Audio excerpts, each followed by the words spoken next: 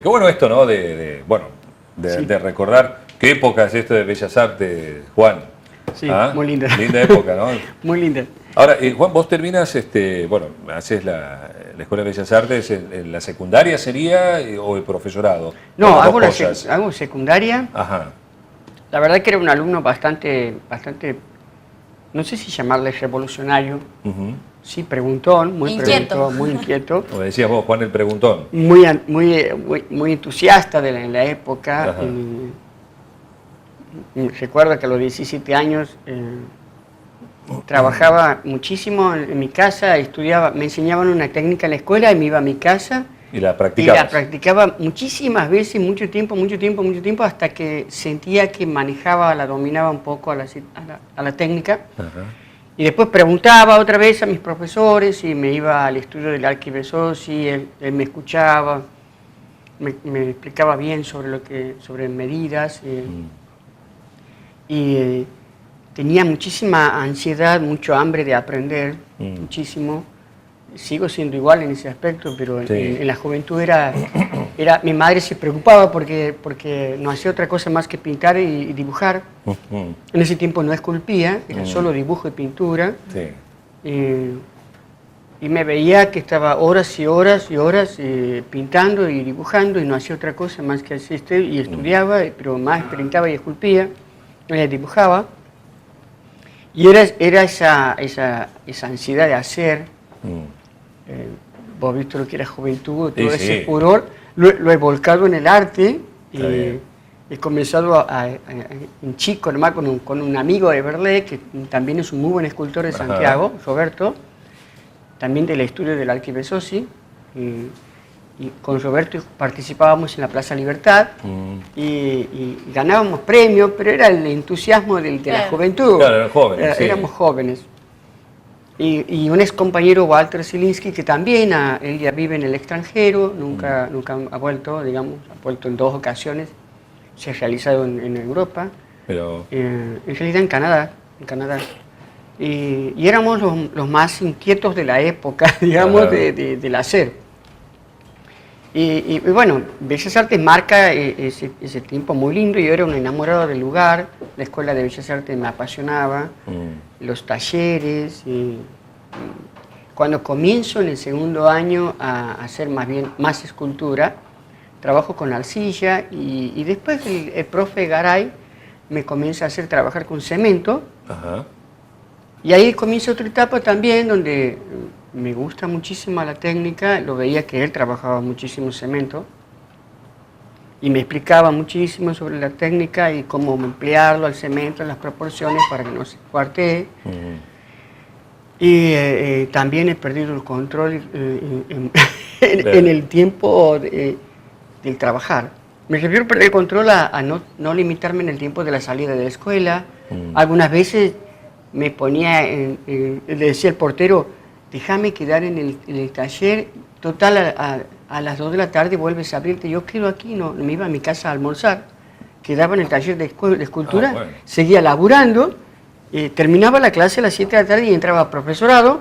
A Y full. yo le decía, no, déjame que quede porque yo no voy a molestar a nadie, me pongo en el rincón, en el último pedazo del taller de escultura, Mira. sigo laburando y volví a mi casa a las 10 de la noche, 11 de la noche. Claro, por eso la Eh, preocupación Claro, también de obviamente. tu mamá, digo, Tu todo mamá el día. chocha, claro. Mi madre era, no sé, ha visto pobre mi madre porque ha tenido que bancar tantas cosas, locuras mías, locuras sanas, pero locuras al fin porque era una fuerza interna que no me dejaba de ejecutar, de hacer. Mira, qué bárbaro, sí.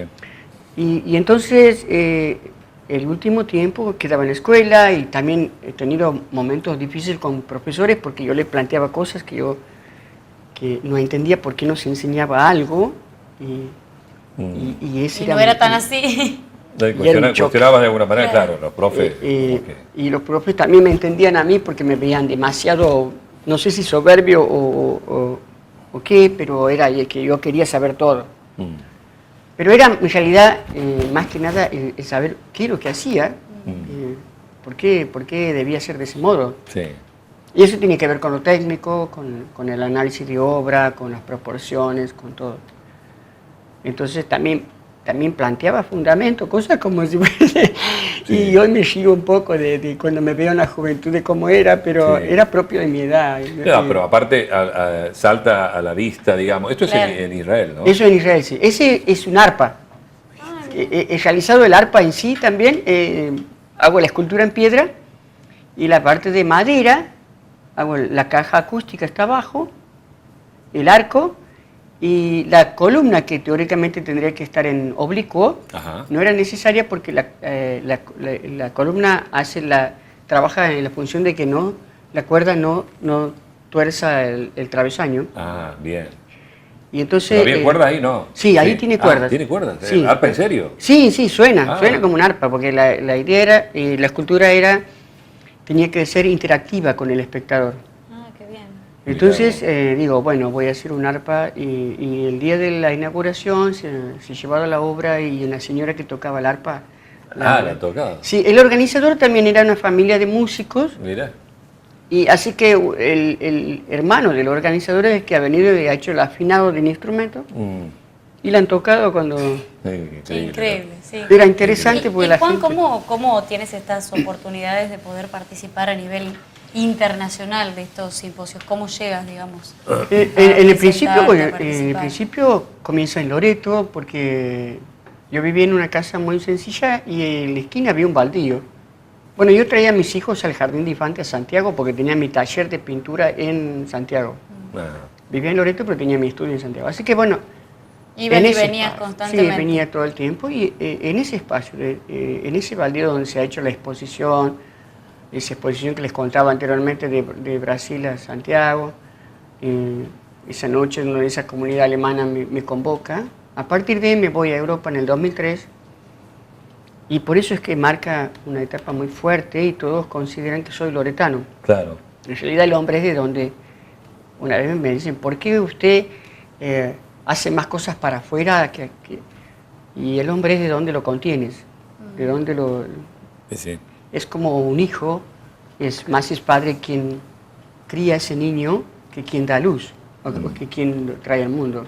Exactamente. Esa mujer que por X razón tiene un niño y no puede con ese niño, y el niño crece en otro hogar, es madre, padre quien lo ha criado, lo ha desarrollado. Nos pasa a nosotros cuando tenemos que trabajar y a veces emigrar por cuestiones laborales, como todo laburante. Entonces yo he respondido de esa manera, un poco fuerte, soy de donde me contienen. Lo mismo que me preguntaba en Alemania una vez, ¿cuál es tu atelier? Y yo he dicho de ganzen Welt. En alemán, de ganzen Welt significa el mundo es mi atelier. Y es porque iba así, desarrollándome de esa manera, pero nada más que eso. Bueno, sin irme de ahí, volviendo a la pregunta, que es difícil mantener una línea conmigo. No, tranqui, problema. Bueno, ¿cómo vas desarrollándote como estudiante? Bueno, en la etapa de la secundaria en Bellas Artes he marcado demasiado. En la última etapa ya he sido un poco más revolucionario. Eso me ha costado muchísimo. He terminado mis estudios en Tucumán. Después de eso ya he decidido hacer mi carrera. Tenía que tomar una decisión porque el profe Trejo, yo le decía el negro Trejo, de cariño, él me decía siempre, decida lo que va a hacer con mucha responsabilidad. Si va a ser un docente, sea un excelentísimo docente y genere excelentísimos alumnos. Y si va a ser un profesional, pero no quiere hacer las dos cosas a la vez. Yo era chico, joven, y eso también me ha marcado demasiado. Es el sinceramiento a lo que uno realmente es, siente que va a ser y busca. Y no esto de ser un poco de cada cosa. ¿Ves? Claro, no ser todista. Sí, es muy fuerte decir esto y también es fuerte tomar la decisión, porque significar hacer mi carrera significaba masticar arena. Es muy difícil masticar arena en tu juventud porque te tienes que hacer. Pero la decisión estaba tomada. Pero yo tenía la convicción, yo sabía que a donde apuntaba, yo sabía que la inversión de tiempo, de esfuerzo, de dedicación, tenía el resultado. Lo veía. No sé si era un autoconvencimiento o qué, pero sentía que yo iba a llegar a esa etapa. Está bien. Y eso me ha llevado mucho a luchar y a buscar ese camino. A luchar y conseguir, digamos, el objetivo. Claro, de hubiese alguna manera. tomado la decisión de ser un docente, Claro, te quedaba iba a tener la certeza económica y todo lo que compete a eso, obras sociales, seguros y X más, pero he renunciado a esas seguridades, a lo otro que era totalmente incertidumbre y Claro. dependía 100% de mí, Del esfuerzo. del esfuerzo. Pero desde que era chico me han enseñado, si tienes una vaca que te da de mamá y tiene mucha leche, mata a la vaca. Una vez un tipo me ha dicho eso. Y me dice, yo sé por qué te digo que hagas eso. Mata a la vaca que te da de mamá.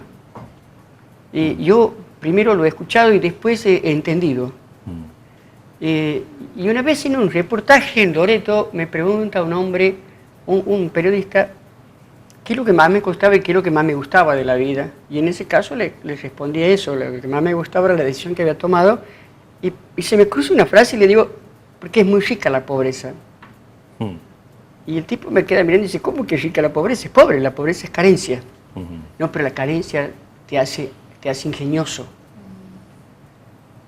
Te hace ver y hacer sensiblemente todo lo que te rodea tiene una utilidad para hacer algo.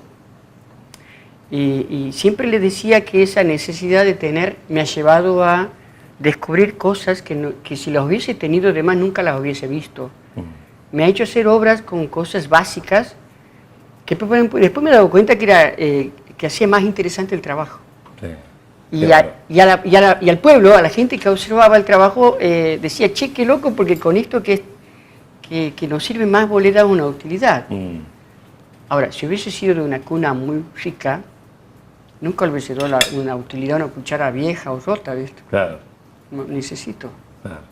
Pero el hecho de no tenerla y con esto dar una forma, me ha llevado a tener un trabajo más enriquecedor y la gente era más encantadora en mirarlo, digamos, les parecía gracioso, les parecía curioso y eso también me fortalece a mí porque yo comienzo a mirar la simpleza y la humildad de una forma muy exquisita. Claro. Ahí está el sentido de la riqueza, por así llamarle. Exactamente, y había que entenderla al objetivo. O sea, Claro. Bueno, eso hago. En Tucumán era colegas, chicos, estudiantes de muy diferentes niveles sociales y era notable justamente el ejercicio en el trabajo, ¿no? Bien. Claro. Juan, vemos ahí algunas obras, vamos a hacer un repaso. Bien. Todas estas. Esta obra es... Esta se llama El Engario, Ajá, esa obra está en Ushuaia, en Ushuaia. sí, en una ciudad que se llama Tolwyn. Es una pieza de madera de lenga, tiene 3,50 metros de alto y 90 de diámetro, y justamente muestra el obrajero. Ajá. A la vuelta tiene imágenes que tienen que ver con su casa, con el trabajo, con Bien, digamos, el obraje, ¿no? bien. A ver si seguimos viendo otras obras. Tierra de Fuego. Esta. Este es Mahatma Gandhi. Gandhi, mirá. Ese es una imagen que pertenece a un pesebre, realizó en Alemania en el 2003, un pesebre alternativo, donde había que hacer un pesebre donde no esté María, José, los pastores y el niño, todo con personalidades de la fe y mirá. que hayan tenido un impacto mundial muy fuerte. Vos eliges Gandhi. Gandhi, sí. Mira qué Gandhi como personificado José. también, ¿no? Sí. Bien. A ver, sigamos. Esta es una imagen de Santiago Apóstol. Esta imagen está siendo trabajada ahora actualmente. Es para la iglesia de Santiago Apóstol de la Banda. Es una imagen original. ¿Está en la iglesia ya o...? Está en la iglesia de Salta. Ajá.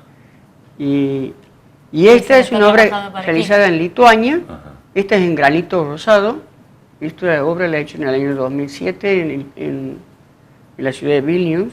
Muy, muy interesante también. Y se trabajaba únicamente granito. Con granito, mirá vos. Esta es parte de la cruz de San Damián. Sí. Invertida la imagen. Sí, te invertí así. Ajá.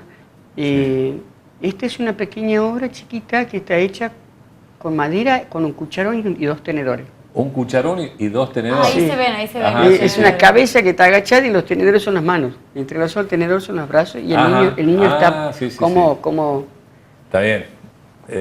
Como en el regazo, digamos. Sí, de exactamente. la madre. Bueno, Sí, en este la ya pieza habíamos de la visto. Fiscalía, sí. Fiscalía, sí. Esta pieza está en Miramar, y una mayumama un poco más moderna, digamos, Ajá. en madera de pino.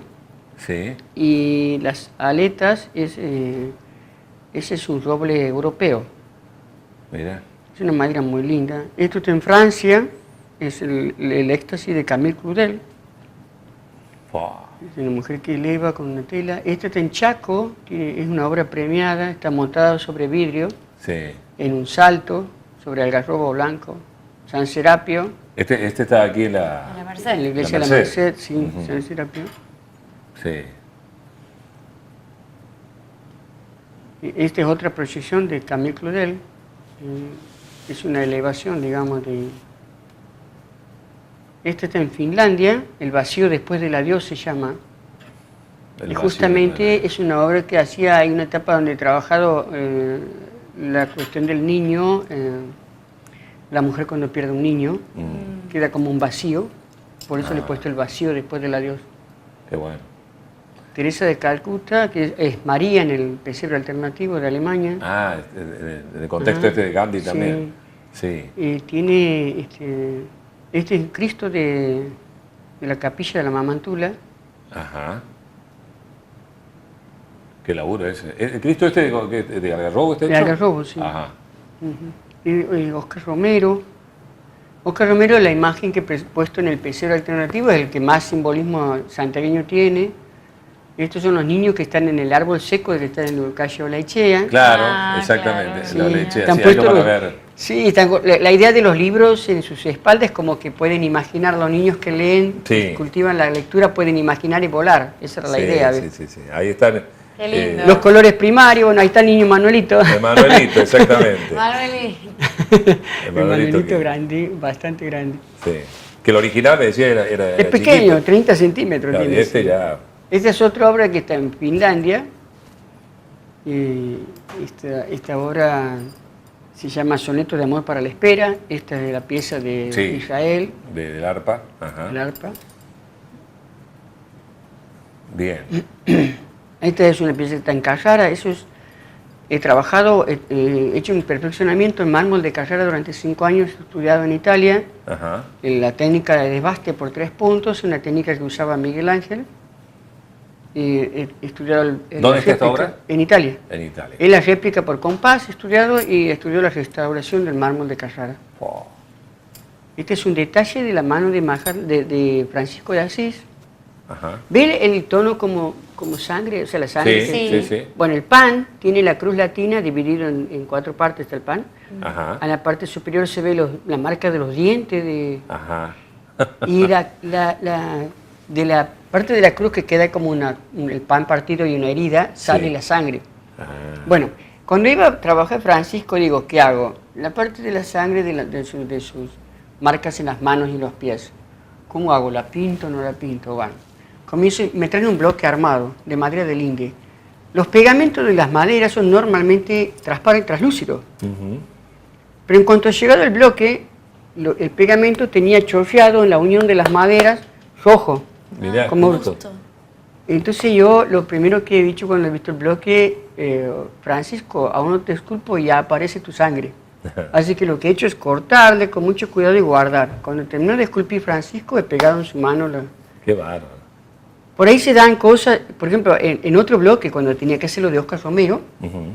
estaba esculpiendo y Oscar Romero ha muerto asesinado en la puerta de su iglesia, Sí. a balazos. Sí. Bueno, la bala impacta en su pecho y cuando terminaba de trabajar la escultura, iba esculpiendo Oscar Romero, cuando estaba llegando a los detalles, me doy con que en el pecho tenía la marca de un ojo de la madera y lo he Increíble. dejado porque era como la marca de la bala. Como Increíble. una bala. Ahora vos dices, es mera coincidencia, no sé, Querer o reventar. Claro, es algo. pero se da.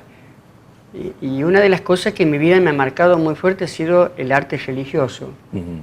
Y es algo que yo siempre lo reconozco porque cuando hago otro tipo de estilo de obra fuera de lo religioso, tiene un cierto placer, pero cuando hago una obra dentro de lo religioso, es un placer infinito, es algo muy divino, muy lindo, Mirá vos.